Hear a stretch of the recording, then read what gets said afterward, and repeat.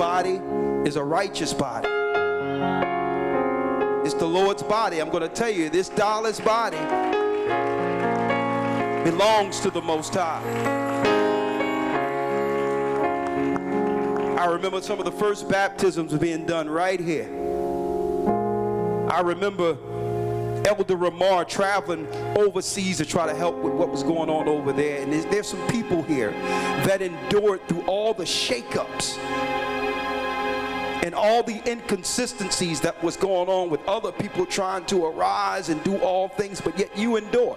And a Zion have been that rock throughout all of this and this family. I'm talking about a fire. Y'all stood. Going from another place, y'all stood. And look what the Most High blessed you with.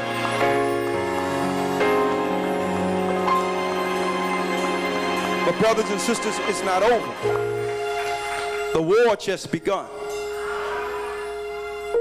Because now that same love that had been shown to you in stability as being examples as a pillar, never losing or never leaving our watch, it's your turn. It's your turn. A lot of you are called to do many things, many great works, beyond what you can ever understand, brothers and sisters. You're out there. You're with us already.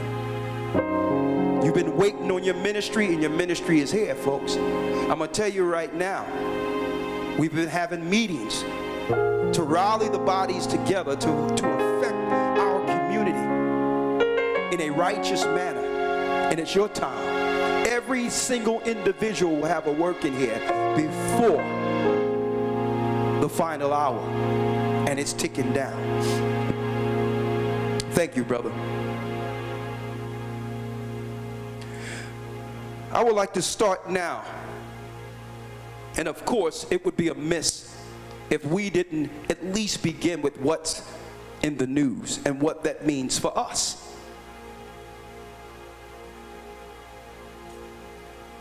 I just prepared a little bit for that. I always say I'm not going to talk long, but guess what? I'm going to talk in respect of time. You all are out there, some people are asking, when this event happened, man, email blowing up, phone blowing up, texting all over the place. And yet, I was like this. It didn't affect me one moment. Why? It didn't affect me one moment, brothers and sisters, not because we talked about this.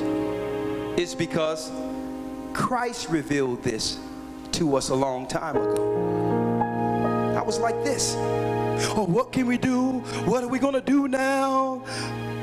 First of all, for those who don't know what's in the news, it's being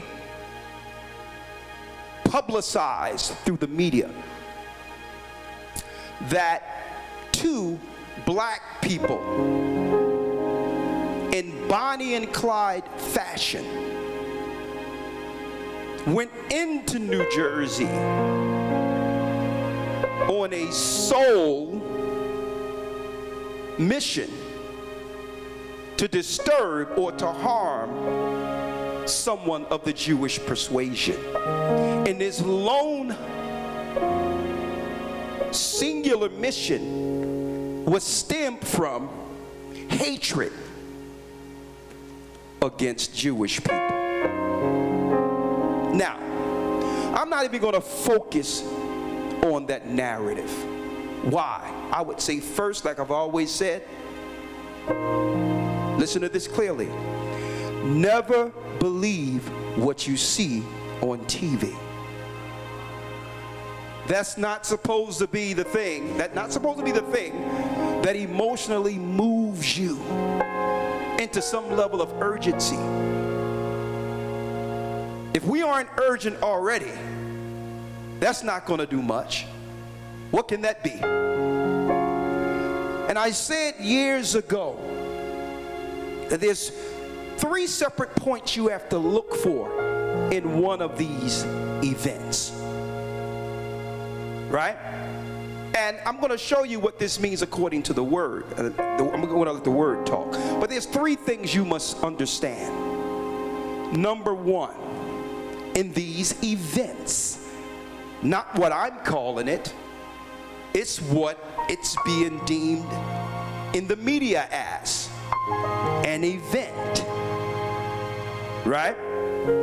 Or you will hear these words, active shooter. I said years ago, when you hear these particular words, understand it's exactly that, an event. That's number 1. Number 2, when you hear someone claim on the media that these persons, whatever the case may be, were linked to this particular group or that particular group, you must then question who linked them. Okay? Because why? If you have proof that someone belongs to some organization that's doing something, you would have already engaged and dealt with that organization with proof, because that's what they've been waiting for. So who linked it? That's the number 2 thing. When you hear the word, this person was linked, who linked it? Who linked them to a group? Was it the media? Was it CBS, ABC, CNN? Who linked it? Watch when people are being tried through public opinion. And the 3rd point I wanted to actually bring out, and I mentioned years ago, usually the person that's at the center or behind the event ends up dead. A dead man tells no tales. Oh, they do tell tales. I missed number 4. I've said it over and over again, and Shapat has reported this with us in the academy. And like I said, if y'all not in that, y'all missing out on a lot, because when the Most High give us something real time, it's dropped. These are the words you have to look for at the very end of all these lone wolf so-called terrorists. Right? You have to look for the word, we found a manifesto. That means this person had a singular plan and left a tidy writing of evidence that would link them to the target, whomever the target might be. So we're not going to be moved through this. Why? Because it was events that led us to where we are now.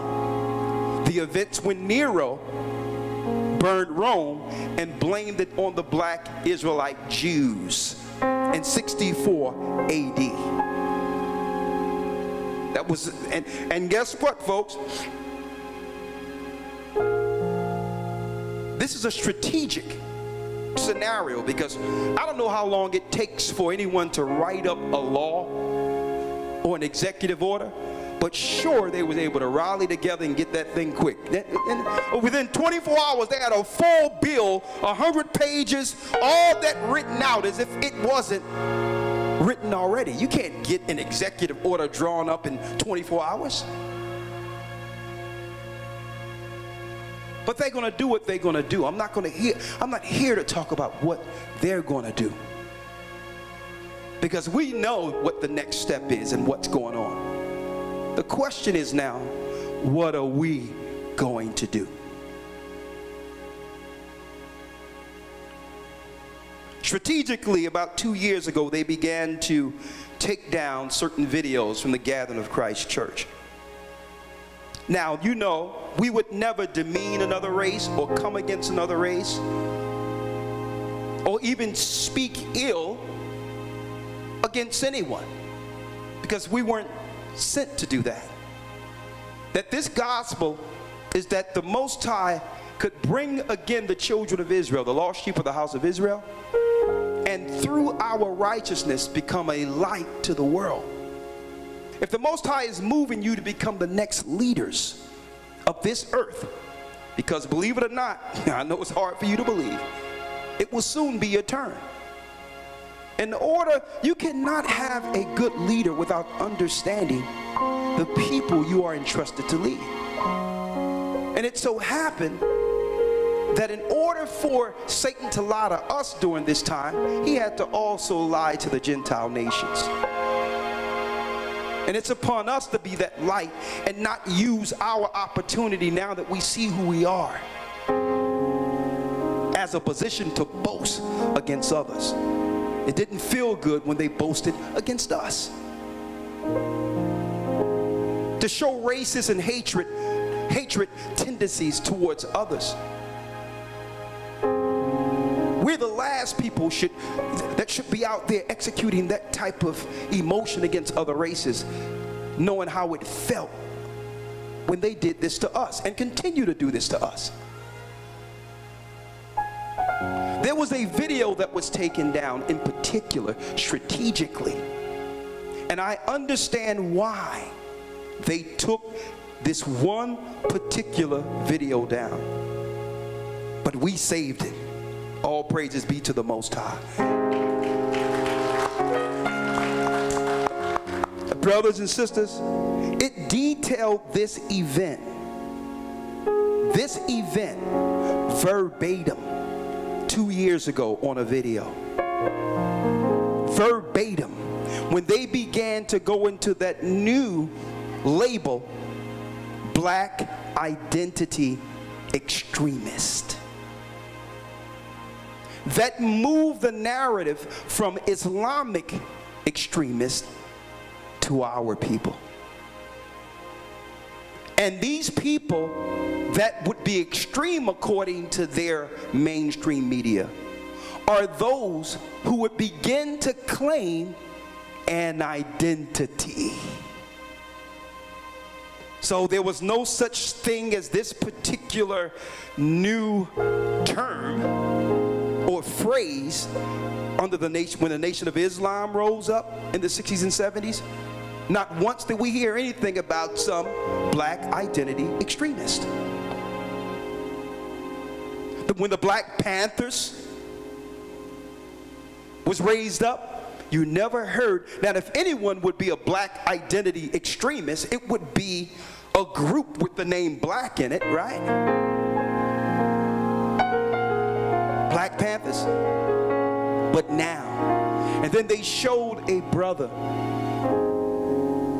who they claim was going to Somalia to join Islamic extremists. And I said at that time, a couple of years ago, brothers and sisters, you're here. You are here. This is what we talked about. Everyday hard-working people who have been used throughout all these generations to hold up this empire are now publicly proclaimed as its enemy. Now it's no longer Islamic extremists or KKK or white extremists. The plan was for the whole time was for this event right now.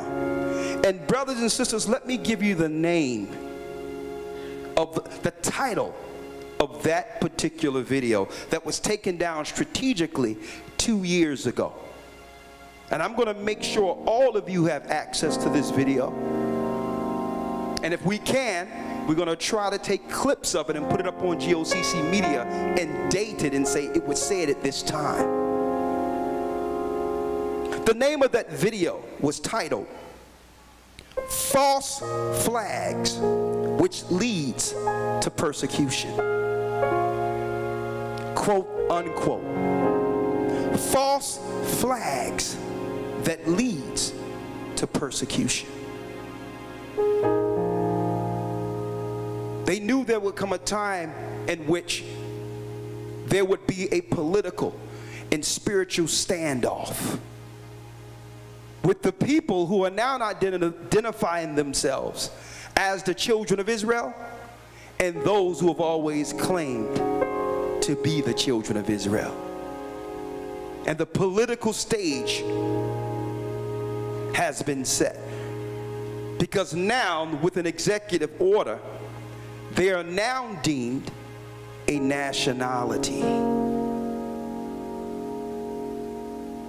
Now, who've been claiming the nationality since the Most High began to awaken us and give us the knowledge that we are the children of Israel according to God? That's our true national origin. So now the proclamation is to stand up and say, we determine the nationality, and anyone who state claims to this nationality outside of our authority, outside of our welcoming it, will be deemed a terrorist. Now, like I said earlier, brothers and sisters, a dead man tells no tales. So who could know what happened in Jersey City that other day? I'm not going to speculate. But I'm going to definitely tell you all what mindset, what frame of mind we must be in during this time. First of all, you have to understand, according to the word, how those who oppose this awakening thinks. Elder Lawya, in your apocrypha real quick, I have it already. Let's go to Wisdom of Solomon, the 2nd chapter. Wisdom of Solomon, 2nd chapter, and Wisdom of Solomon, the 3rd chapter. So you must understand how the ungodly think. The ungodly is observing, this awakening.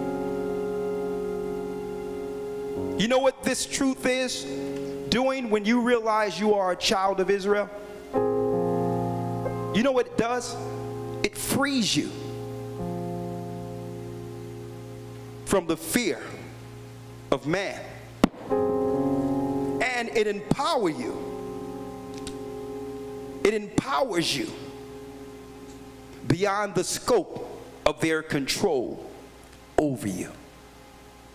Now, I'm one, according to Christ's walk, to understand that we are to always respect government, but we only fear God. You understand? And see, and this is what the ungodly feared. Because there was an ideology that began to get taught once they, quote unquote, freed the slaves, if you ever believe that happened. There was an ideology, if they could, through the Jesuit or the Roman theology, switch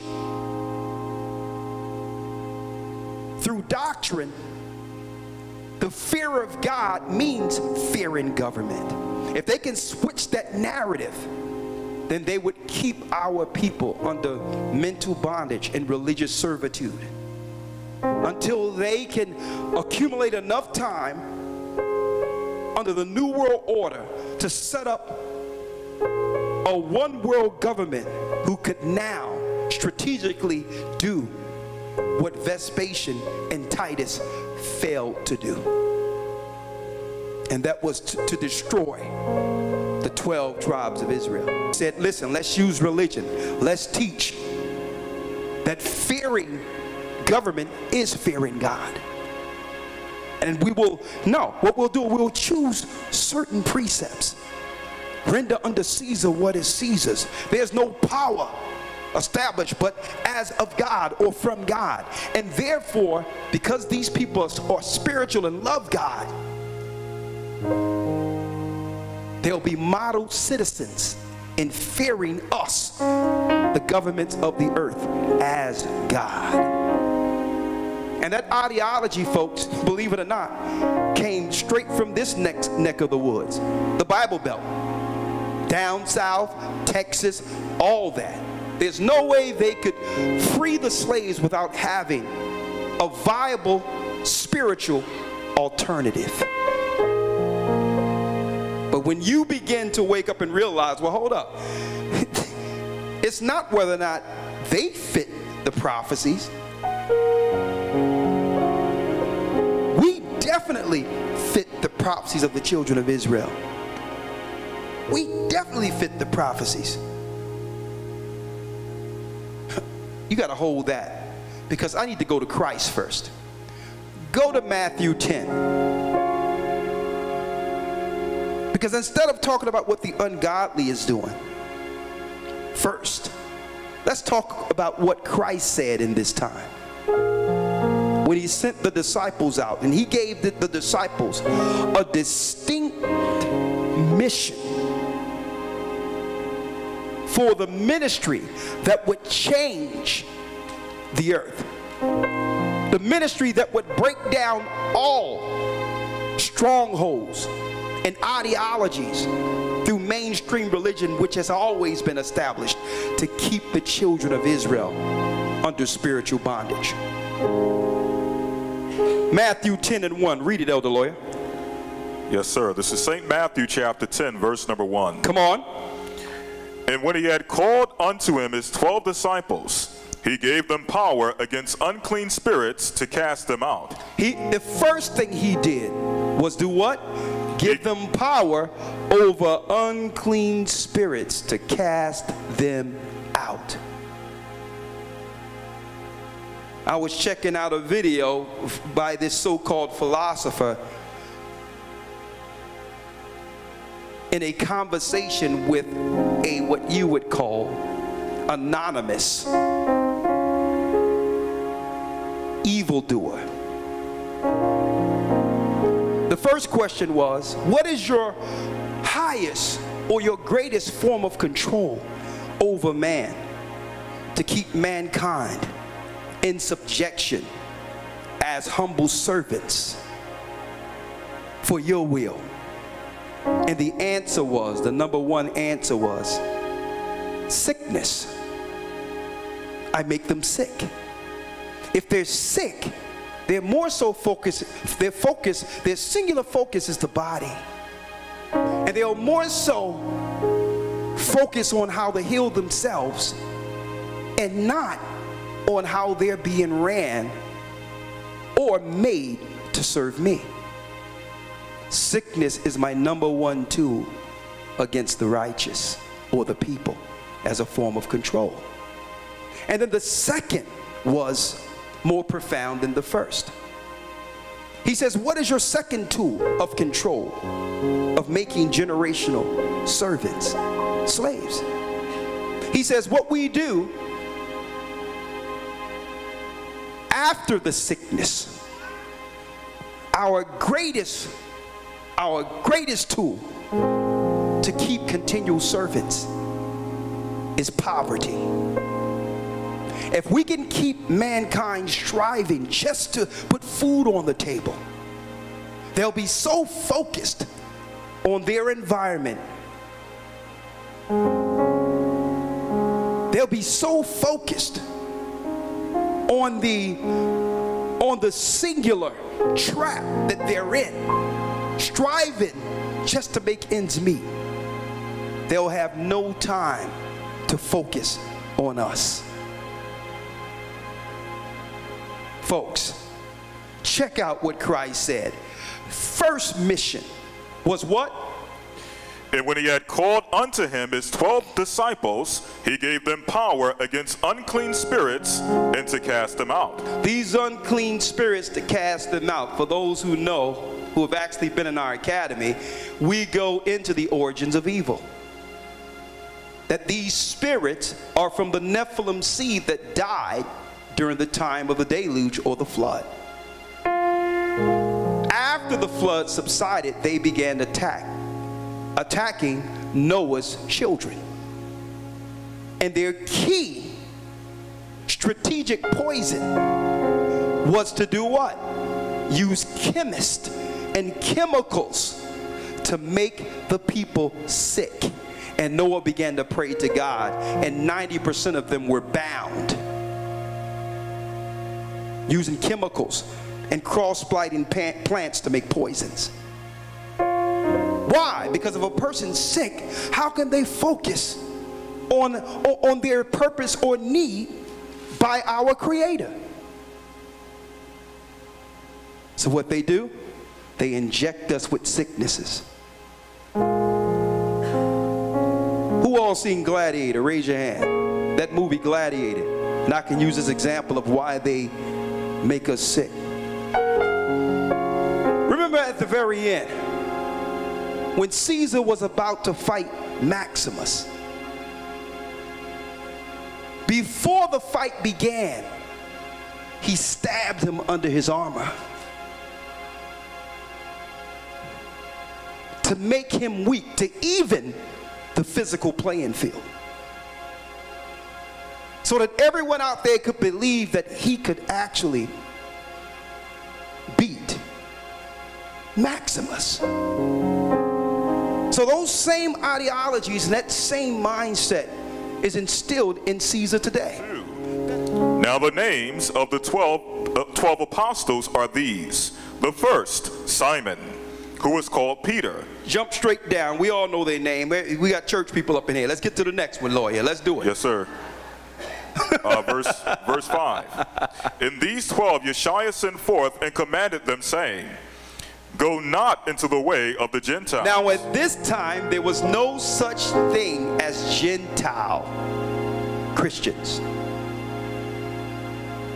At this time, predominantly those in Judea were Judah, Benjamin, and Levi. The three tribes that predominantly make up the population of Africa today, which eventually led to a curse in Deuteronomy 28, where Judah, Benjamin, and Levi will be taken in strategic areas according to the prophecies that was given through our forefather Israel in Genesis, the 49th chapter. Benjamin is a lion's whelp. Who shall rise him up? He crouched down like a lion, an old lion. But now Judah has awakened.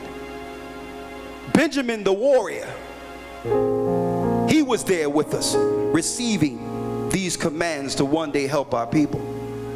Levi, they was dealing with that dark magic. There's some serious work in their habitation, some wickedness. Why? Because they were dealing with all the righteous sacrifices.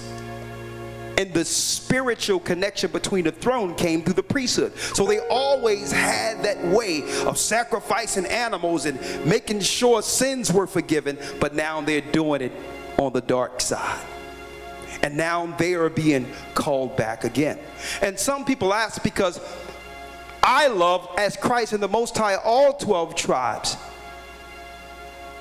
One of our first videos were the 12 lost tribes found. And some people ask, well, why I don't focus more so on the 10 tribes? And I'm always talking about Judah, Benjamin, and Levi. Folks, that's not on purpose.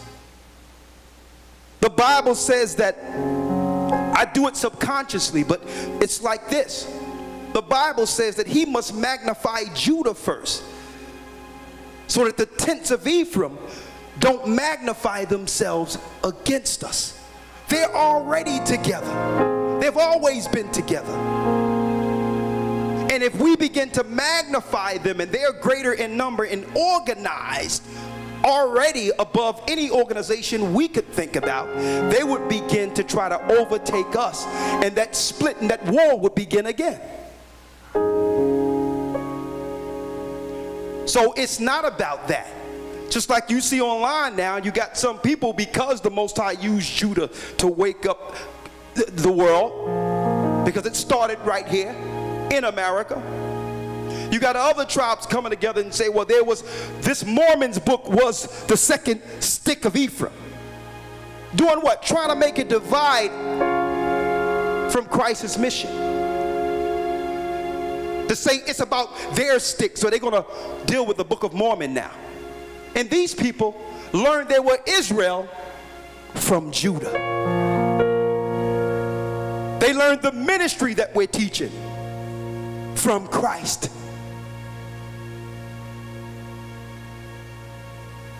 Read. And they're saying, oh yeah, Ahia is telling us that the Mormon book is the... What? Where did you hear Ahia at? Ungrateful. But I hope and I pray that whatever they're reading will help them through these times. I just pray. Finish reading. Yes, sir. Go not into the way of the Gentiles, and into any city of the Samaritans enter ye not. Go. But go rather unto the lost sheep of the house of Israel. The lost sheep of the house of Israel. The lost sheep of the house of Israel was the original mission. So we begin to go to the lost sheep and go into the neighborhoods and tell our people, listen, you're not black, you're not Negro, you're not defined by the religion you follow. You're not a Puerto Rican, you're not a Mexican. You're letting man dictate your identity. You're not African American. Africa a continent, America a continent. That sounds like a lost sheep to me. That sounds like a lost sheep. You name yourself after two separate continents and get offended when we tell you that you're the child of God. That this ministry is for you.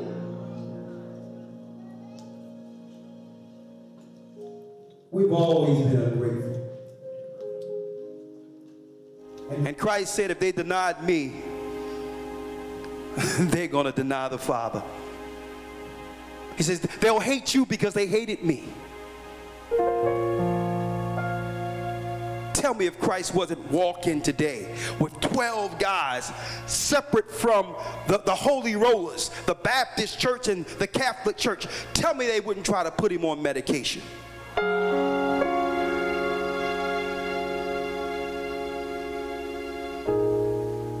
He has a mental disorder. He's not going along with the get along. Let me tell you, usually the crazy whom they call crazy are those who've already broke their programming. They knew a time would come where God's people would begin to question everything, and now they already have it in tow. What's to be used at this time? Mental disorder. Read. Verse 7. And as ye go, preach, saying, the kingdom of heaven is at hand. Folks, here's the reality, and I don't have to tell the brothers and sisters in this room. There's 4 kingdoms that would come according to prophecy in the book of Daniel. The Babylonian Assyrian Empire, the Persian Medo Empire, the Greek Empire, the Roman Empire, and this is an extension of Rome. When the Lord said the kingdom is at hand, he was pointing out the next kingdom to come after all 4 empires. After 4 empires would fall, our kingdom would be next. And I need y'all to think about this. Christ was born in the 4th beast. And that began what the prophets call the last days. So when we're saying the kingdom of heaven is at hand, it's deeper than just teaching you're black, the people that the Israelites aren't are white, they did bad stuff to me,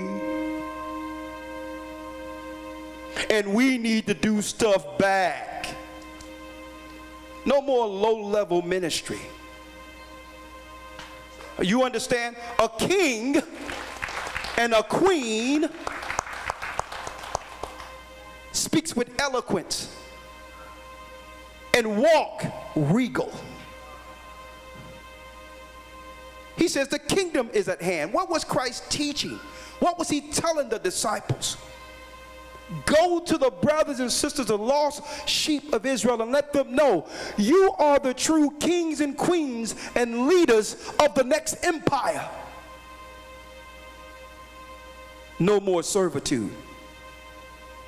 No more sickness, the government getting you sick. No more depopulation. No more liberal agenda that destroys families. Rest. Israel, you've worked long enough. Rest now. You've built all 4 empires. Rest. And this is why I'm giving you the Sabbath, to remember this, because it was a time for rest, and that kingdom to come will be the rest for the children of Israel, folks. And he says, go and tell our people, because we're suffering, that the Lord will no longer keep silent against the Gentile powers who have always destroyed us. He will begin to awaken us, and then through the Most High's power, every individual will now begin to take full ownership of their temple. The powers that be are seeing us waking up. Okay, all right, that's fine. All right, they on to our vaccine thing. All right, they on to our dividing the family thing. Okay, all right. Well, let's push up on them while they're asleep. While they're asleep, let's just spray the airs with chemicals and diseases, and let's just tic-tac-toe the air with sicknesses. They've done it all. I see a sister there with a nurse mask on. They've done it all. And Israel was still here. Read, Elder Lawya. Yes, sir. Verse number 8. Heal the sick, cleanse the lepers. Come on. Raise the dead, cast out devils. Freely you have received, freely give. Come on. Provide neither gold nor silver nor brass in your purse, nor script for your journey, neither 2 coats, neither shoes, nor yet staves, for the workman is worthy of his meat. Come on. Into whatsoever city or town ye shall enter, inquire in it who is worthy, and there abide till ye go thence. Come on. And when ye come in to an house, salute it. And if the house be worthy, let your peace come upon it. But if it be not worthy, let your peace return to you. And whatsoever shall not receive, or whosoever shall not receive you, nor hear your words, come on, when you depart out of that house or city, shake off the dust of your feet. Shake off the dust of your feet. Stop pressing people who can't see what you see. Stop pressing people. To you it's evident. But even Christ says, blessed are your eyes that you see, and the ears that you hear. They don't understand, because the Most High have put them under a deep sleep. Why? This is where they want to be. They want to be asleep. What are you doing? You ever wake up someone in a good sleep?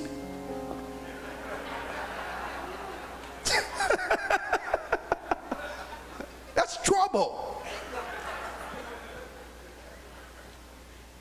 So the Lord is saying, man, you better know when to shake off the dust. You're shaking up, you're waking a demon.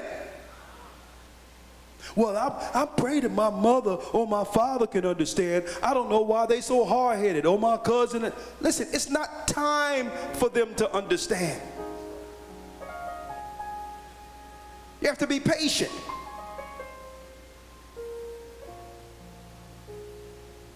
And that's why the Lord says, make friend of the mammon. You have to be wise when you walk. Why? Because these are the people they're going to use to turn against you.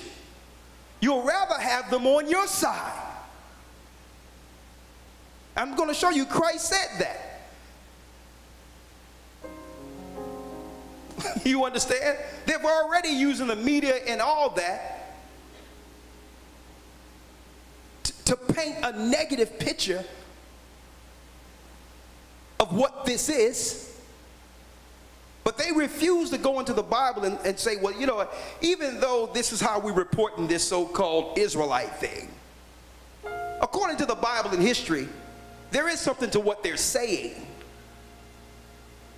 That it was prophesied through Christ himself that Israel would go into captivity and serve all nations in the book of Luke. And they would suffer persecution by the hand of the Roman Empire. And that's something. The people who killed Christ and enslaved and destroyed Jerusalem, Rome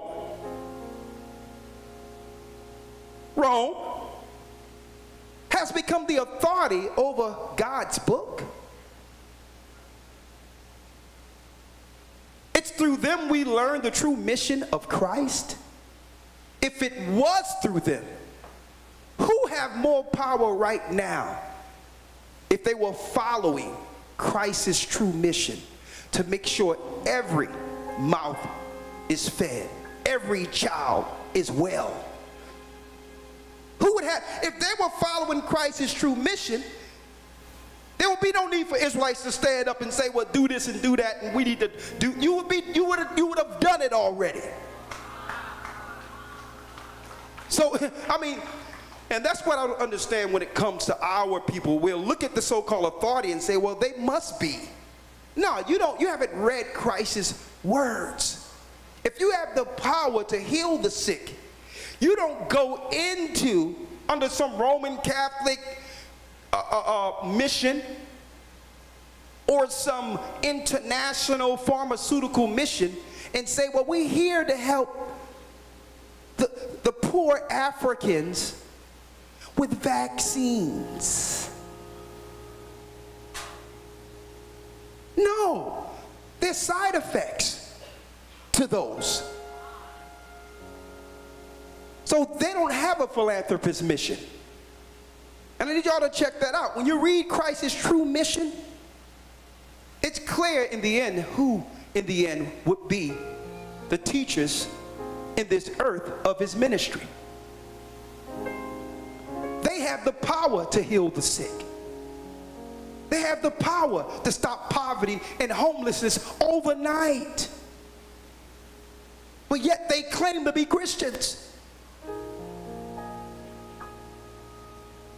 The same people whose blood is on their hands. And I'm talking about the disciples Christ gave this mission to, was killed by the Romans. Are they who have established the theologian schools to teach the true mission of Christ? How backward is that?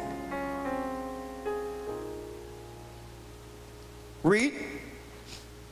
Verse number 15. Verily I say unto you, it shall be more tolerable for the land of Sodom and Gomorrah in the day of judgment than for that city. Come on. Behold, I send you forth as sheep in the midst of wolves. Here's the point I want to bring forth and emphasize. During a time such as this, a time that we all said would happen, they would begin to demonize and change the face of terrorism. Christ said what?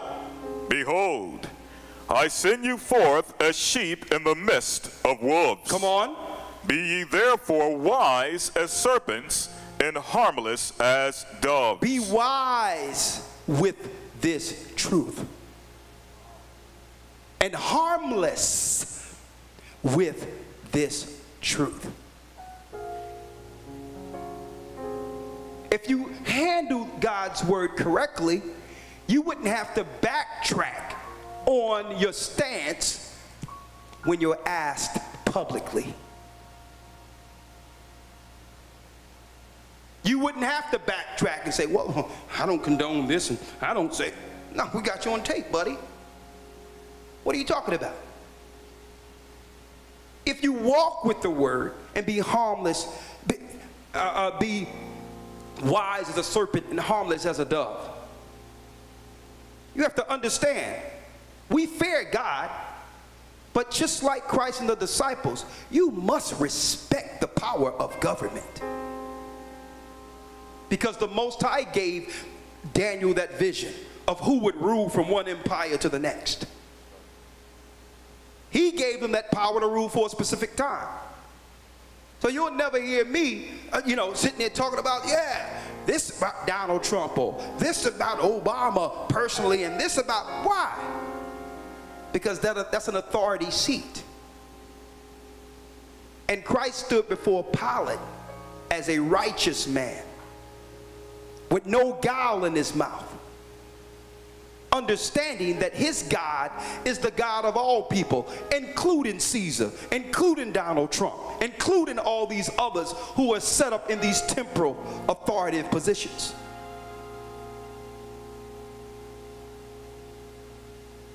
Do I agree with the government powers and what they've done to our people? Absolutely not. But this is what I disagree with more. How we continue to harm each other and not hold to God's law in civility as a people. The devil is going to do what the devil is going to do. What about us? How are we going to treat each other?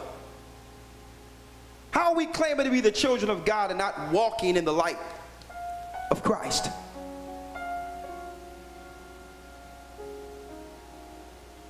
That's why he says, I send you out as sheep among wolves.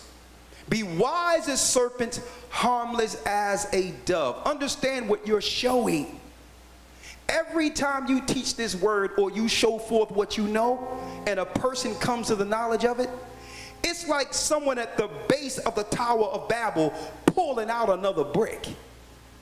That's how profound your words are and the effects you have. And you can't see it. You're walking in all this light and power and authority that comes from the confidence of knowing the word. And you don't understand how intimidating that is for someone who hasn't come to the light yet. Part of our servitude is the majority of people we run into are the sick, are those who have lost their courage, are those that are insecure. And we're coming to them and expect them to understand like we understand. When Christ seen their sickness first, Christ seen what they were suffering with first. He understood they were hungry first.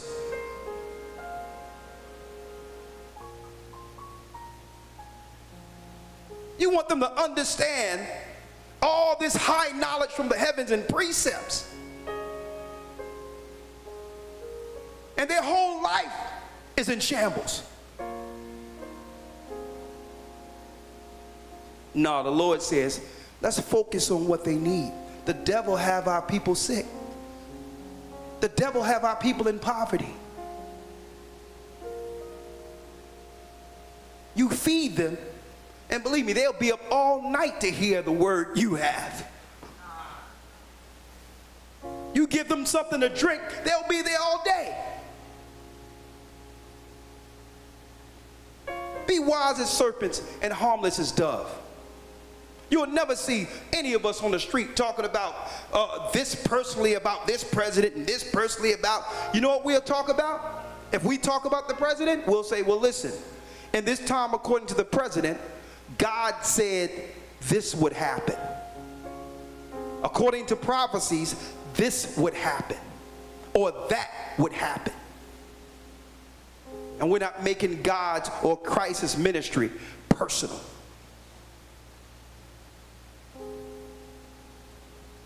Be careful what you say in public. Be careful. Words are soon to become a criminal offense, let alone the word of God. I don't have to say, well, you this and you that and you this. I can be like, listen. Revelations 2:9 tells us, I know thy works, tribulation that God's people are going through, and thy poverty. And I know the blasphemy of them which say they are Jews and are not, but are the synagogue of Satan. I can just read that, and people will point to what's what. Because that's what Christ said. Not to be along with the things that thou shalt suffer, the devil shall cast you into prison.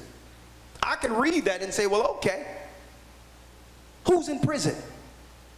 Who is 75% of the jails populated with? The word cuts alone. Read. Verse number 17.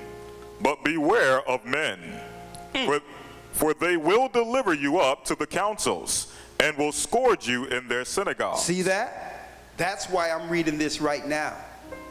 This is where we are, brothers and sisters. They will scourge you where? In their synagogues. They will scourge you where? In their synagogues. Christ have shown us where the plans against us are formed at. The councils that leads to everything we see on the news are being formed from a strategic place, according to Christ's word.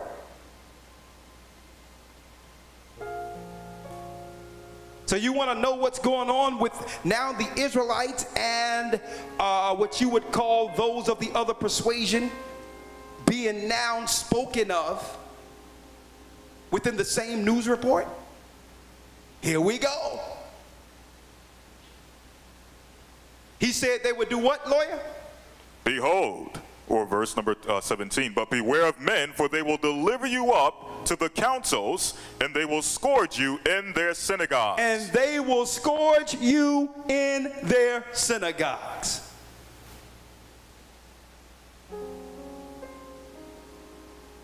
The plan against Christ's people. The discussions against Christ's people in this time of the awakening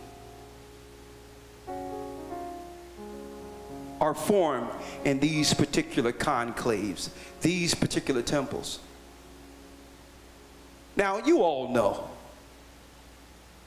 I mean, come on, man. How many people are planning on, well, let's go to Jersey, let's go someplace, let's go blow this up. Man, you think a black person can make a pipe bomb? Are you kidding me? I mean, listen, I have a hard time getting two brothers to move a table without it getting scratched. And you're going to tell me that brothers that came together and, come on, man.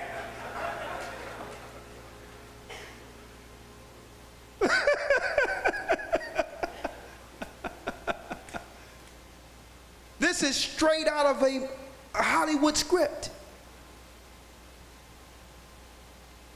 Come on. Verse 18. And ye shall be brought before governors and kings for my sake, for a testimony against them and the Gentiles. Now that's deep, because you have to understand history to know how profound these words are. Christ is given us for this day in our ministry. During the time of Antiochus Epiphanes, I hate to keep on going back to the academy, but we taught this. Antiochus Epiphanes, they rose up a time in which they started promoting more so, trying to make it where our people would get rewarded for upholding the Babylonian customs. Right? That if we began to proclaim the Sabbath, if we looked to follow our holy days outside the Babylonian holy days, it meant capital death. But the problem was, by killing so many people, Antiochus and the government were losing on the PR side. They started to look at like tyrants, killers, murderers. So some of the magistrates under Antiochus Epiphanes came up with another thing and said, well, listen, why don't we give these people who are claiming to be Israel, who want to uphold their holy days opposed to Christmas and all these things, let's give them an opportunity in court to publicly denounce their beliefs. And if they do, them and their family will be pardoned. That happened under Antiochus. So the Lord is telling you that they're going to bring you up before magistrates and start asking. So what's your nationality? Because according to the law, the only people who can claim this nationality are these group of people. So what are you to do? Now, what we can do is we have a Christmas party coming soon with glazed hair. Now, if you're willing to denounce this mental illness, and if you're willing to say that you're not one of the lost sheep of the house of Israel, you and your family will be pardoned.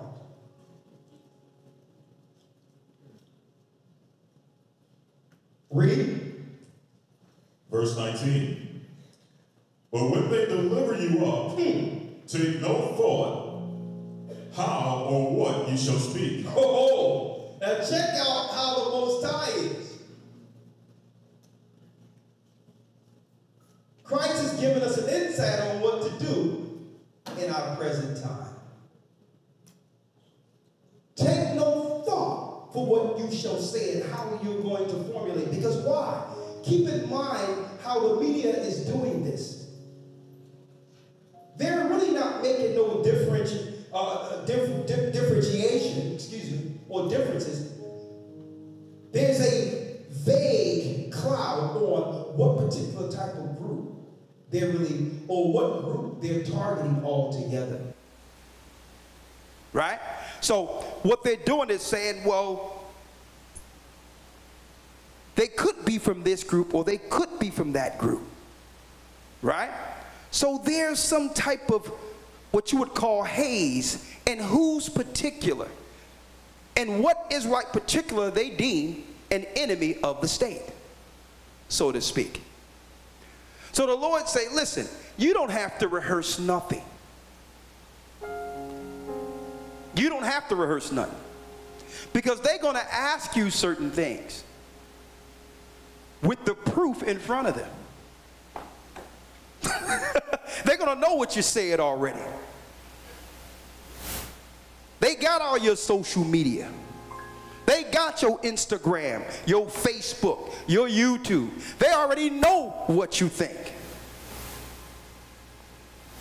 So when they ask certain questions, so white people, do you think the white man is the enemy? You're going to honestly, you didn't have to think about that.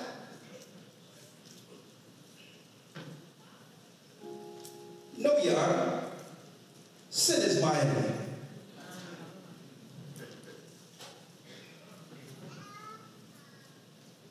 Anyone that does wrong against me and my family is an enemy. Okay. Do you think that these people are going into captivity, into slavery? Are you going to do this and that to the people? Now, mind you, they already have your Instagram. They have your video saying what you're going to do.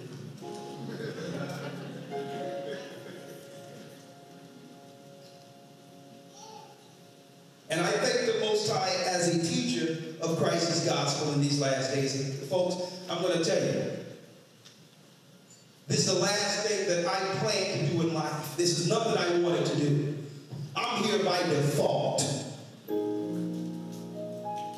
And through God's mercy. I thank the Most High that we were able to instill some of what we're reading. So when you are all brought up, or someone is brought up at that time, you can stand in the spirit and entrust what we have instilled in you concerning how you must walk with this word, being wise as serpents and harmless as a dove. And what? Not have no worry of being ashamed of what you stand on. And still get absolved or persecuted.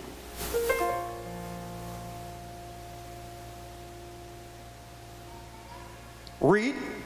Verse 19. But when they shall deliver you up, take no thought how or what you shall speak, for it shall be given you in that same hour what you shall speak. So on top of what you've been taught from our degree, there's another. And that's that spirit you receive on the day of baptism. That Holy Spirit that's going to say it like this. You better not say this. Be careful not to say this. And then guess what? We have all experienced how the Holy Spirit works, you know, even on this level. We thought to do things one way, and the thought came and said, you know what? You better not go there. Listen to that voice when it's time. Read. Verse number 20. For it is not you that speak, but the Spirit of your Father which speaketh in you. Come on. And the brother shall deliver up the brother to death. Now check that out. The way they're formulating this through the media, it's not so that they can come against you. It's to turn those who've always disagreed with you in your family against you first. It's so that now they can put out hotlines. So your own family can say, yeah, he or she is here right now. How much is the reward? 30 pieces, that's all. 30 pieces. Is that all? See, we have to understand how why media was created as a form of control. And it also do what? It forms opinions against the righteous. And this is for those who don't believe or who are still in sin. So it says, what would happen next? Verse number 21. And the brother shall deliver up the brother to death, and the father the child. And the children shall rise up against their parents and cause them to be put to death. And people will rise up against their own parents and will cause them to be put to death. And on certain levels, folks, the spirit of division is happening as we speak. You notice during this time of year, out of all the times of the year, is when there's a divide in those who believe in the world and those who decide to choose God's word, God's commandments, God's holy days. You see how the same people who love you all year long now deems you or views you as an enemy. So they're using days like this and times like this, knowing every time we serve a holy day or a holiday, each individual is choosing a side. Every time you celebrate Christmas or your family celebrate Christmas, and guess what? They love you. They remember how happy it used to make you. So they're looking at it because they may in their mind have good intentions, but they're viewing this as you have chose a side. You have chose those guys you've seen online. These people who weren't there to clean your butt growing up, who wasn't there when I was working 3 jobs to make sure you got Christmas. You chose them over me. Your brother looking at you. Yeah. Let me another mic. I need the battery change in that for water. And it says the parents. And what's so, I'm going to show you how deep this is, what Christ is breaking down. Today we're living in a time in which we have families now in which you have children from a prior relationship, where it's a father who shares the child and the mother who shares the same child. And there's arguments on how the child should be raised. One wants to celebrate Passover. The other one wants to celebrate Christmas. So at this time, when all this comes out, this news empowered the spirit of paganism against the righteous. Because see, the same way, they don't want my child to celebrate Christmas and taking joy away from my child. And I look, this is the spirit right now. People that would get up and shoot other people and kill other people. See? Same spirit. So imagine, you have to look at what's the spirit that's developing now that would lead to your own family members standing on the opposite side of you in this day. And walk with that knowledge. Be careful what you say. Read. Verse 4. I'll take that. Come on, because I got to sing tonight, young man. Yes, sir. Verse 22.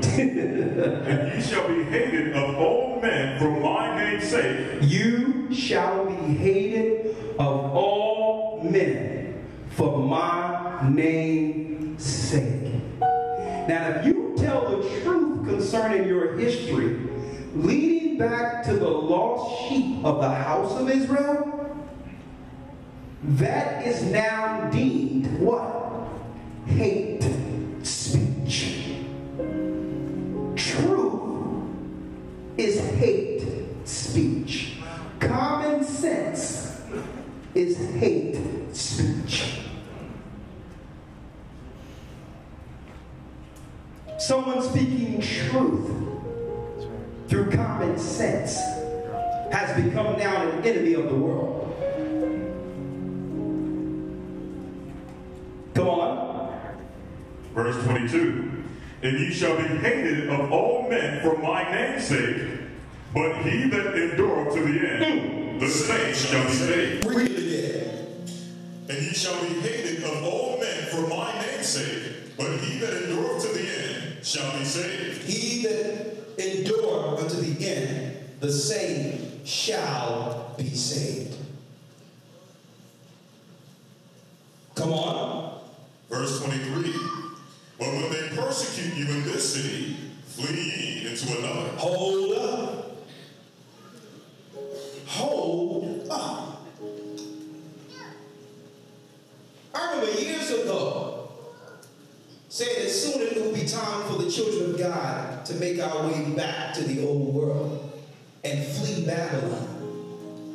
And so many mockers and others saying, no, let's wait for the chariots to get us. And I'm like, well, listen, you wasn't here in 2000 when we missed the chariots. Okay? When the chariots were supposed to be here at the same time the nuclear missiles were coming. What happened with that?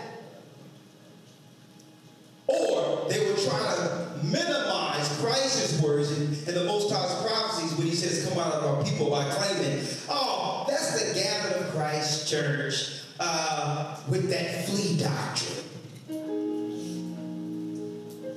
Hey, like I said it many times. If you feel that where you are is the safe place to be and God is going to pick you up from the UFOs, continue texting on your sofa. Okay? Just stay right there. Because the Lord said right here, and they said, feet diving, feet diving. I don't know what he dealing with. I'm like, listen, that's the whole deal. Because you're carnal, you don't know when something comes from the Most High.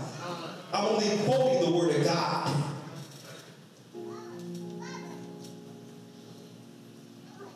regardless of what you feel about me. What am I saying that would lead to your downfall? What are we saying? What we're saying is to do what Christ said to save you and your family's life.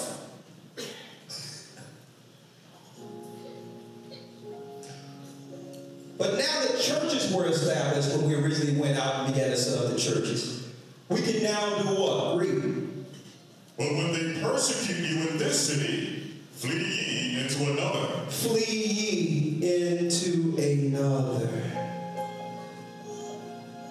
Something goes down wrong over there, you come over here with the rest of the body. Plans that we've already put in place amongst the elders and deacons 5 years ago. Things we've implemented even overseas when y'all thought that stuff was going on over the Middle East and there was what you would call the Arab Spring going on and there's brothers and sisters over there. You all in the United States will believe in the crap they were showing on the news over here like it was a real revolt. Brothers and sisters during that time that was living in those areas knew where to exactly go, all church members, during a time of an emergency.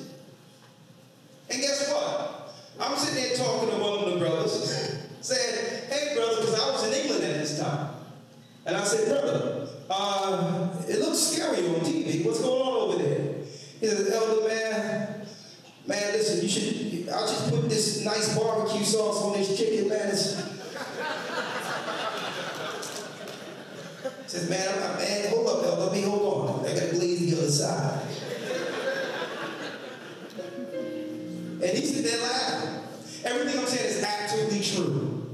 He says, elder, we all rallied together. Even the other nations that are here amongst us, they blocked off the blocks and nothing comes our way. And we're feeding everybody. We're here chilling and eating and playing dominoes. I need y'all to check that out. I'm sitting there laughing. He says, we sing it, the other nations love you. They love you. It's just that there's no love here. But every other place we go, they love you. They learn how to walk, how to talk, how to sing, everything by watching you on TV. They love you. And you got to get flee. Let me just stay right here and be oppressed and complain about all the oppression and the captivity that the enemy have put me under. They love you. It's not one place I went throughout the whole earth in which I wasn't accepted and embraced with open arms by strangers.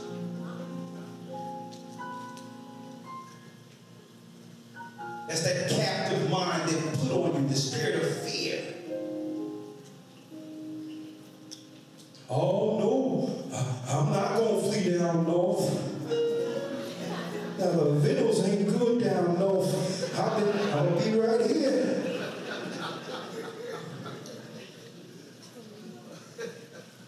Master been good to me, talking about fleeing somewhere.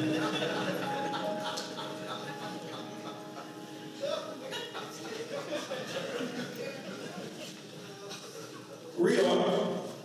The rest of verse 23. For verily I say unto you, ye shall not have gone over the cities of Israel till the Son of Man be come. The disciple is not above his master. The disciple is not above his master. Read. Nor the servant above his Lord. We're going to read it all the way down nice and quick because I got to get one more thing. Come on. Yes, sir. Verse number 25. It is enough for the disciple that he be as his master, and the servant as his Lord. Come on. If they have called the master of the house of Beelzebub. So they call the master the house of Beelzebub. They demonized Christ. Okay, go on. I'm going to do 30 more minutes. Read. If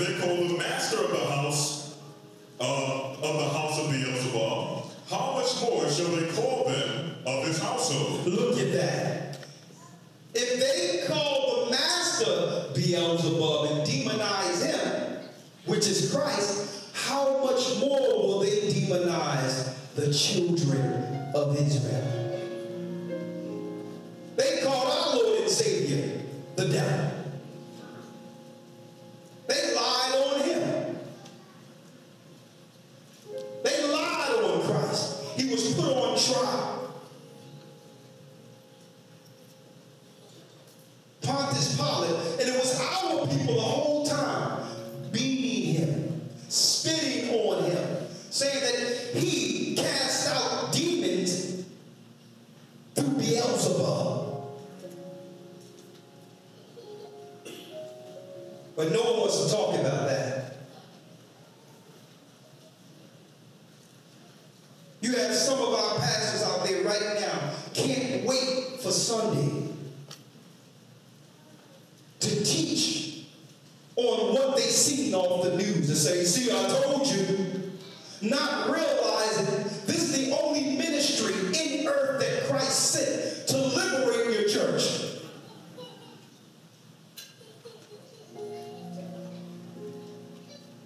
And guess what? That story is not going to hold those people. Truth will hold those people. You're not feeding the flock of the Most High.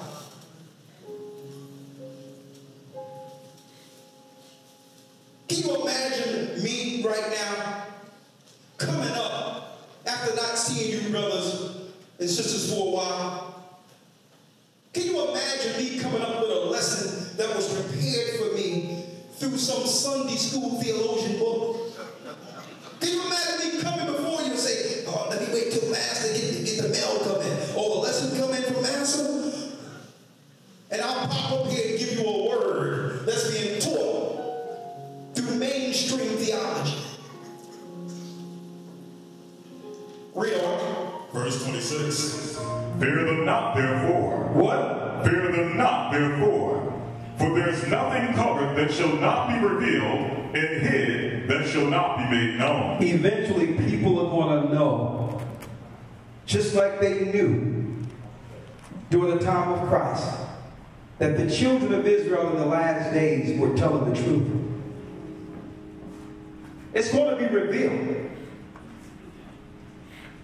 Read. Verse 27. When I tell you in the darkness, that speak ye in the light. And when ye hear in the air, that preach ye upon the housetops. Come on. And fear not them which kill the body, but are not able. Hold up. Read that. And fear not them which kill the body. Don't fear him that what? Which kill the body. And that's why I mentioned you respect government, but you fear God. Read. But are not able to kill the soul, but rather fear him which is able to destroy both soul and body in hell. Come on. Are not two sparrows sold for a farthing, and one of them shall not fall on the ground without your Father? But the very hairs of your head are all numbered. The very hairs of your hair are numbered. And if God, or the Most High God or higher, knows how many strands of hair is coming out of each individual, he definitely knows you. And see, this is the confidence and courage we stand in. That God who knows every strand that comes from out of you knows you and will be with you. This is the time of trouble. And guess what? I have no fear. There's no reason to fear.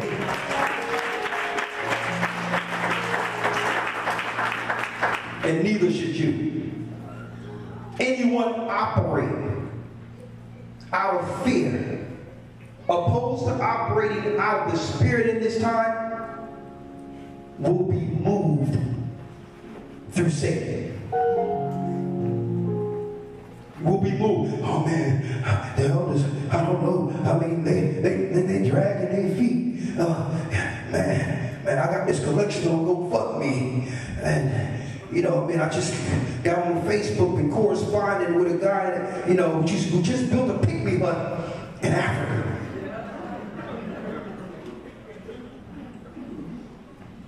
We need to flee to this and that. Like, listen, the Most High set up shepherds to guide whom we are responsible for. And you will never see a thing where, you know, we came back for a reason, and I'm looking at it. The same way when you first heard this word in 2008, 2009, it was only about, what, 15 people strong. Just the word of God. And when we left out the first time, there was only a handful of people. But it won't be like that the next time. I'm going to tell you folks, you just hold on and do your ministry. Let us worry about our part and you take care of yours. You're not going to see me after it's all said and done. Oh yeah, I'm broadcasting live for the last time through YouTube from Mount Sinai. Adios.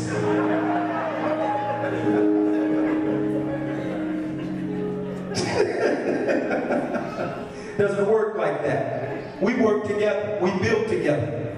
And we got it through the Spirit together. That's why it's called the gathering of Christ Church. It's gathering the elect to the elect.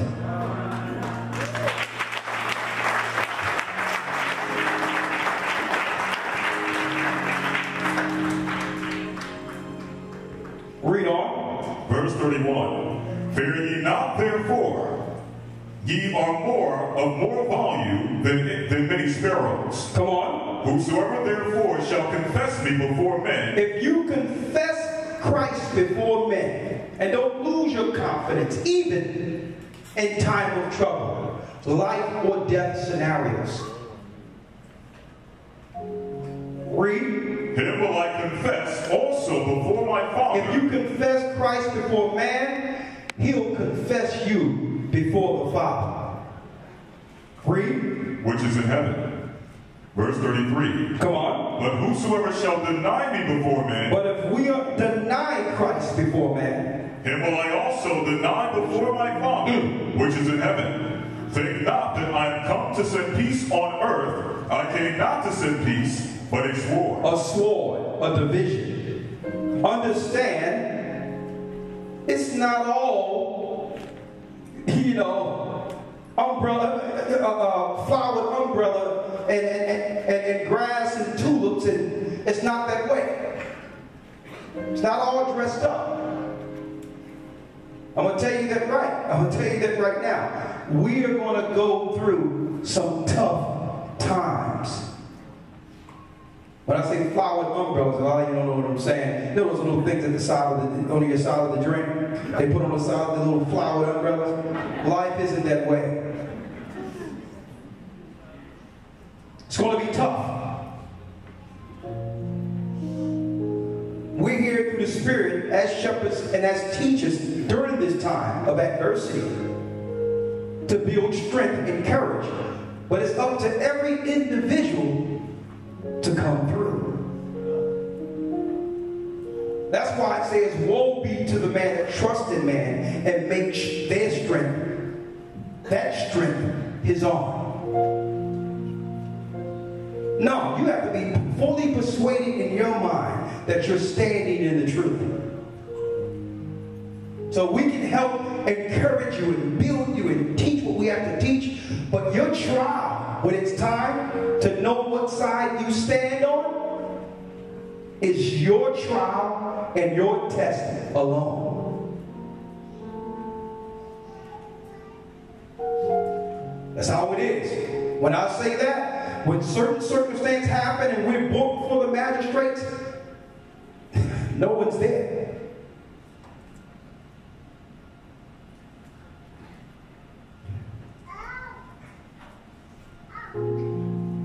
But one think we do have, all praises be to the Most High.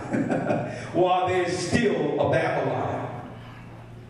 A lot of you probably don't know this, but outside of Shaphat, as a legal liaison and someone we can consult, because right now he's overseas, we have an actual lawyer within the church that works exclusively for the church to make sure our legal protections are in place. So if someone do something wrong to you and you are wrongfully treated and all that, and it's a serious scenario, know that we have someone working on your behalf. So know that.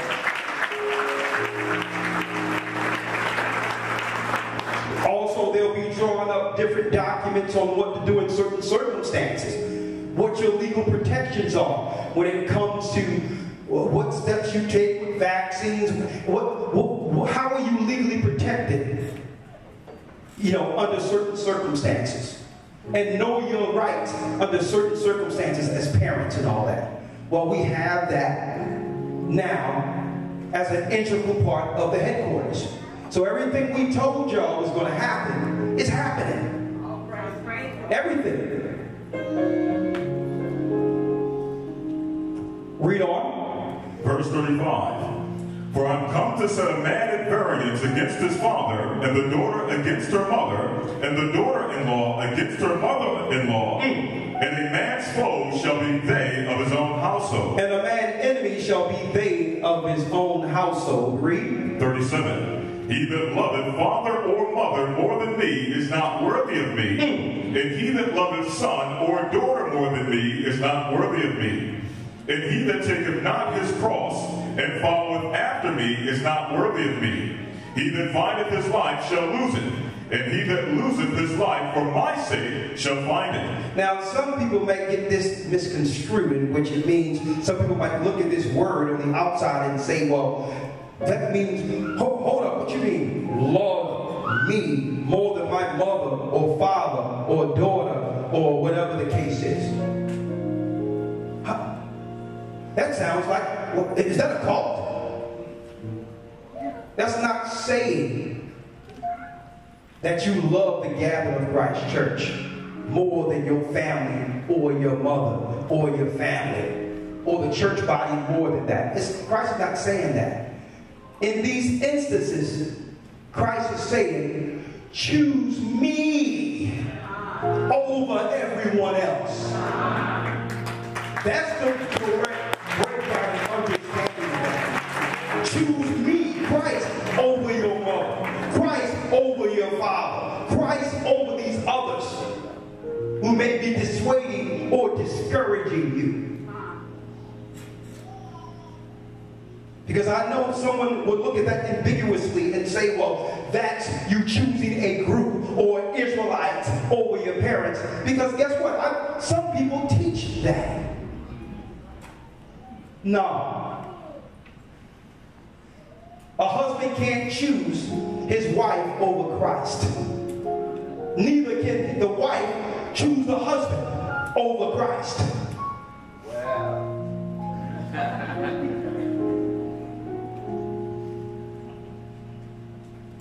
And I know some people look at this, well, hold up, there's a proper order.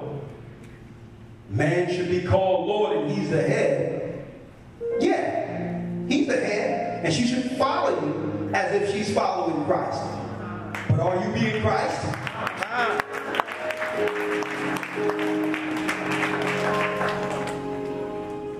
And, that's a tough pill to swallow for all the men. We expect to be honored. We expect to be respected. But sometimes we have to check ourselves and say, well, okay. We can be like, yo, if Christ was here, you would be treating me like this. Be like, listen, I'll tell you what. If you were Christ, you would treat me better.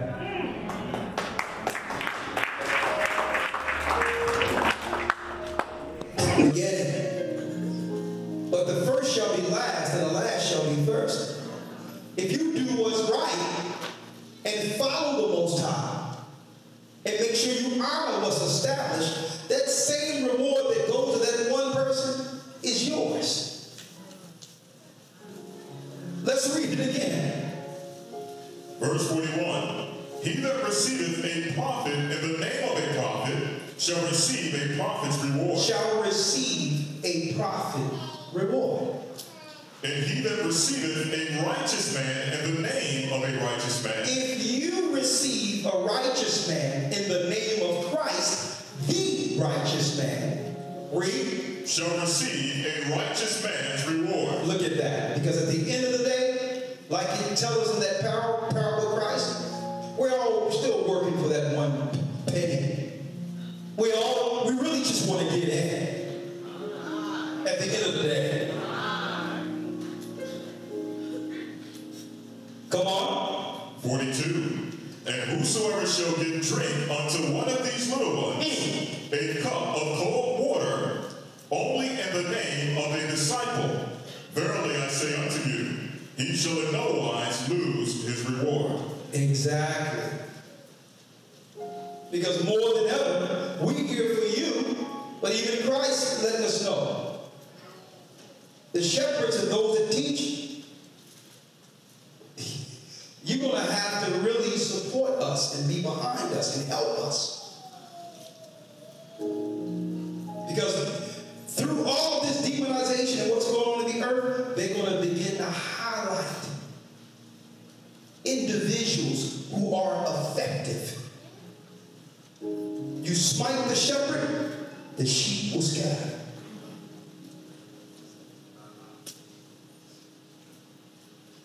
You smite the shepherd, and the sheep will scatter. And guess what? I don't have to say much. We've been supported by our brothers and sisters. And listen, I thank you for what you've done so far. But we're going to have to help each other out of this. All of us together.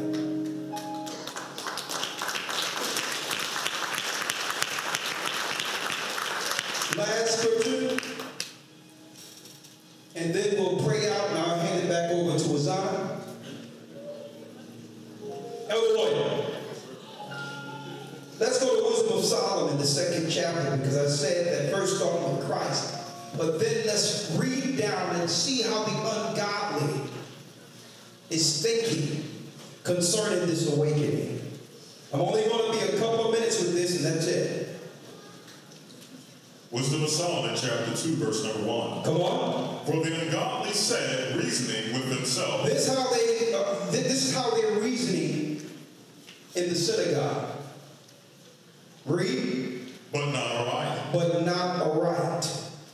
Our life is short and tedious, and in the death of a man there is no remedy. Come on. Neither was there any man known to have returned from the grave.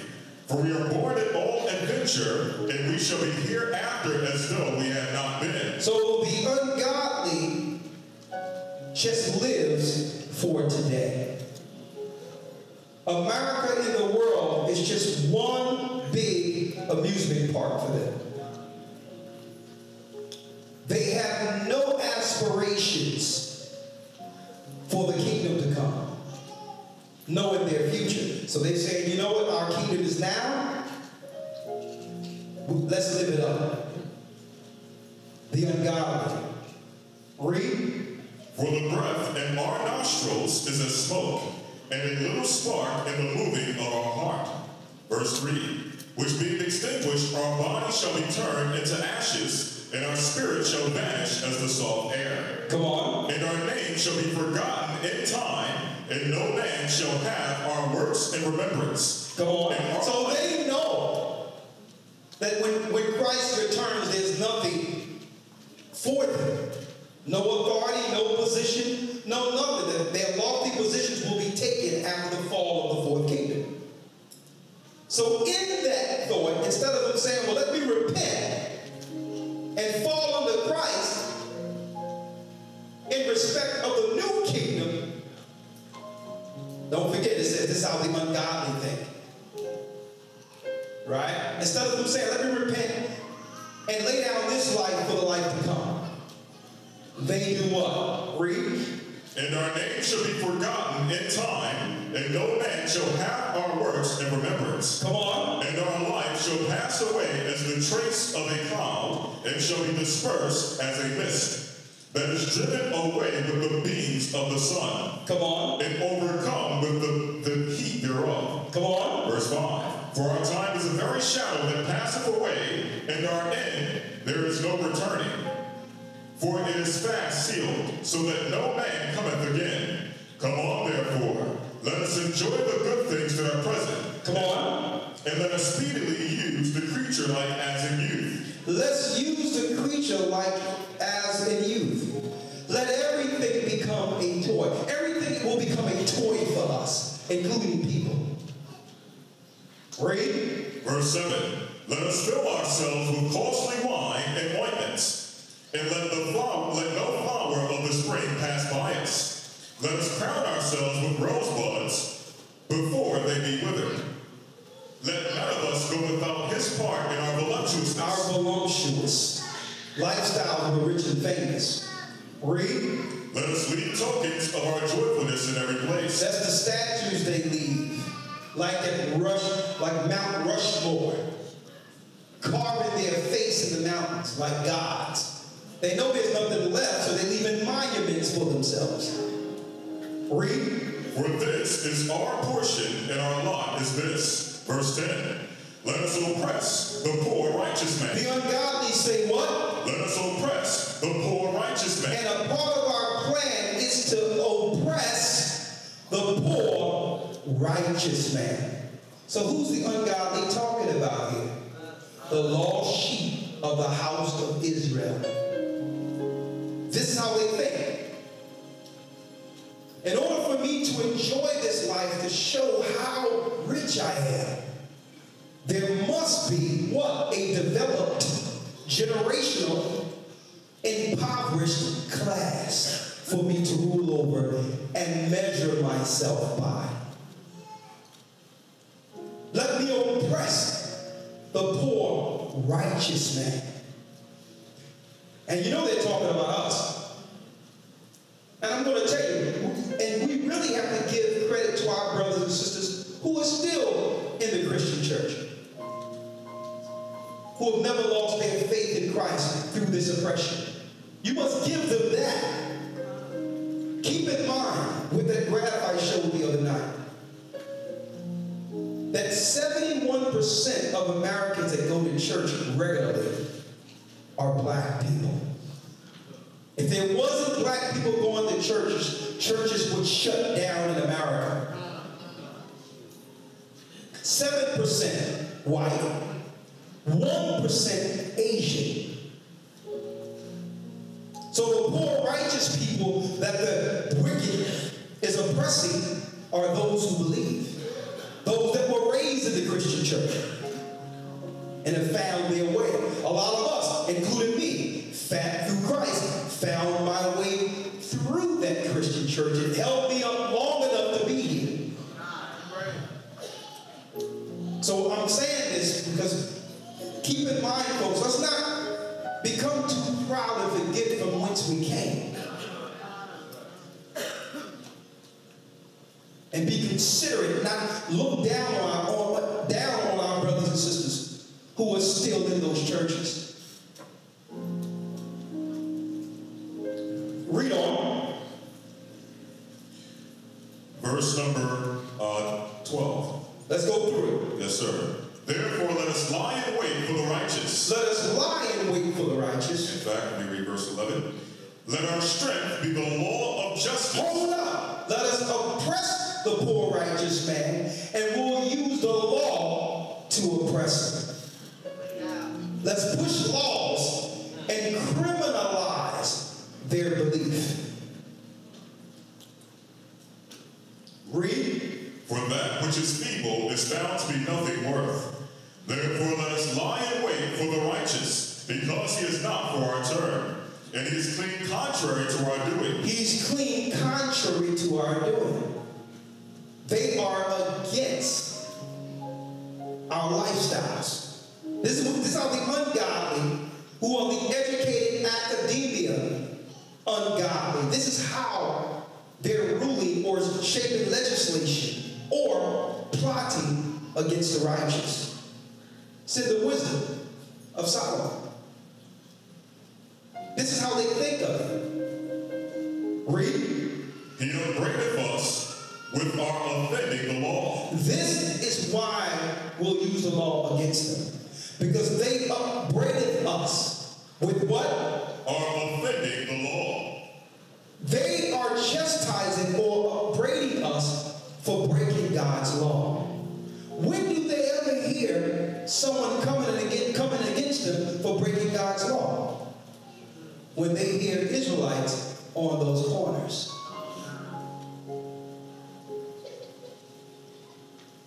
Read. An objective to our infamy, the transgressings of our education. And they're minimizing our educational system, saying that our educational system is foolish. Yeah, any education which excludes the God that made the man to build your institution is foolish. How can you have a high educational temple built and call it a university, but yet teach evolution? So yes, those who believe in God calls this education foolish. It's nothing more than a debt hole. How smart is this? I'm in debt to the government for the rest of my life. And educated.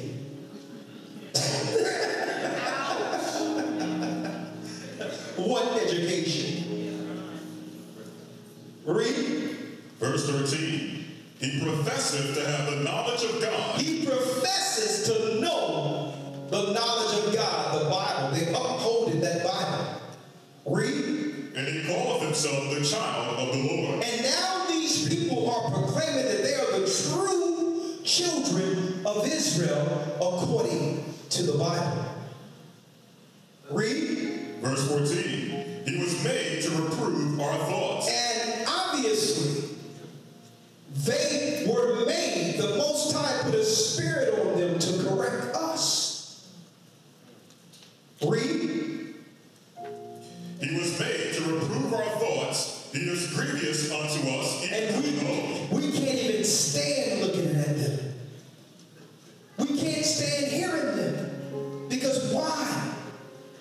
When we hear the things we're doing wrong, it's conflicting our conscience. They're disturbing our kingdom. Our voluptuousness. So, read. He is grievous unto us, even to behold, for his life is not like other men's. His life are not like other men's. Men, they don't follow the crowd. They don't follow the many. They're different. Read. His ways are of another fashion. His ways are of another fashion. They used to wear Tommy Hilfiger. Now they're walking down the street with fringes.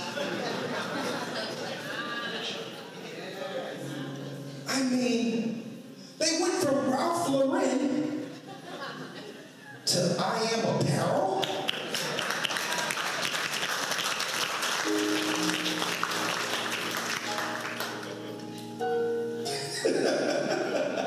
Come on. Verse 16. We are ashamed of him as counterfeit. And it says they're on the street preaching, claiming to be the lost sheep of Israel, and they're calling us what? Counterfeits. They're calling us fake. Tell me the Bible didn't prophesy this time. They're calling us the fake ones. And then the reporter asked questions like, oh, so who do you say you are? The real Jews? As if you weren't studying our videos for the last 10, 15, 20 years. What does that mean? You know exactly. Oh yeah, you know, I see you all the time across the street. Yeah. The real Jews? The Bible says that they would say that they're upset because we esteem them as counterfeits. Just by claiming you are an Israelite is offensive to them because now they're questioning, who am I?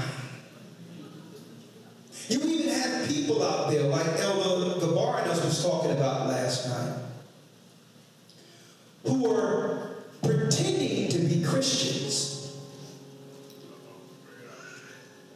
pretending to be apologists hired by the Jewish Defense League. And they come with alias names like vocab or this, that, and the other, but their last name is Jewish. So we have to understand that there's a total infiltration, an onslaught, a plan to minimize the awakening. Finish reading. We are ashamed of them as counterfeits. As counterfeits. He abstaineth from our ways. And they abstaineth from our ways. No, we don't eat that. We don't wear that. We don't act like that. Oh, the party's Friday night. We don't go out on a Friday night like that. Huh? The parties are popping on Friday nights. I know what you used to do on Friday nights. I don't do it anymore.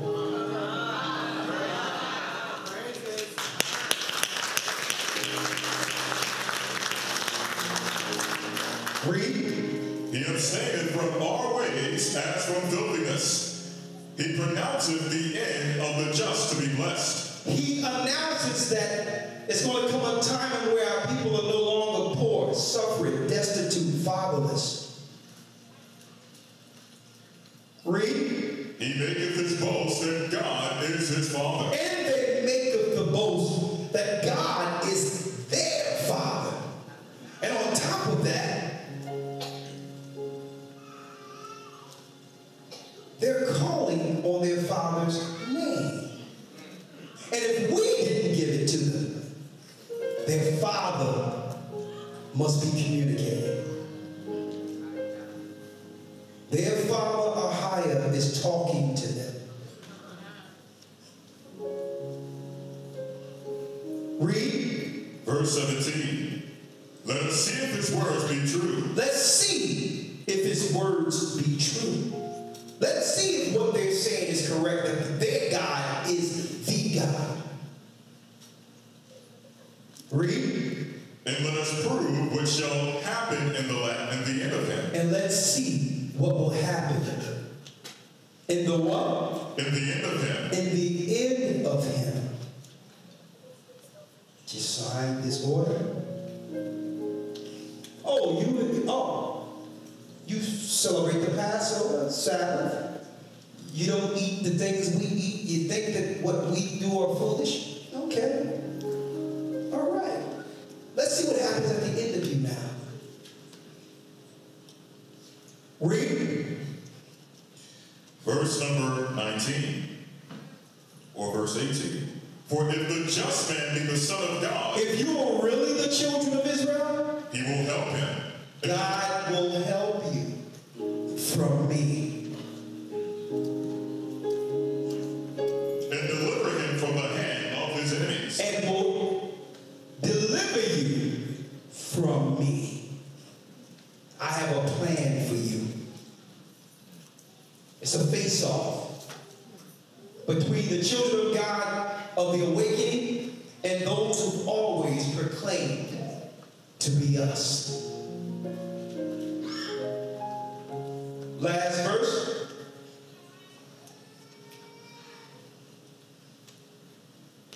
Come on, Lord. Yes, sir. Verse number 19. Let us examine him with despitefulness and torture, that we may know his meekness and prove his patience. Come on. Let us condemn him with a shameful death, for by his own saying he shall be respected. Such things they did imagine. Such things they did imagine. And were deceived, for their own wickedness had blinded them. the mysteries of God, they knew them not. And as the mysteries of God, they knew them not. Yes, you have your plan to persecute the children of God, but you don't have the plan on how our God will save us through this persecution. All praises be to the Almighty.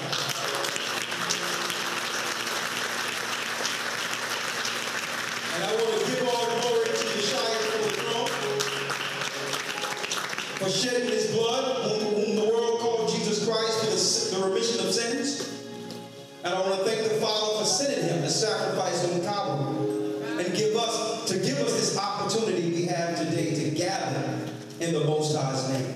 I thank the Most High for the elders, the deacons, the body, and brothers and sisters. Let's have a blessed night tonight.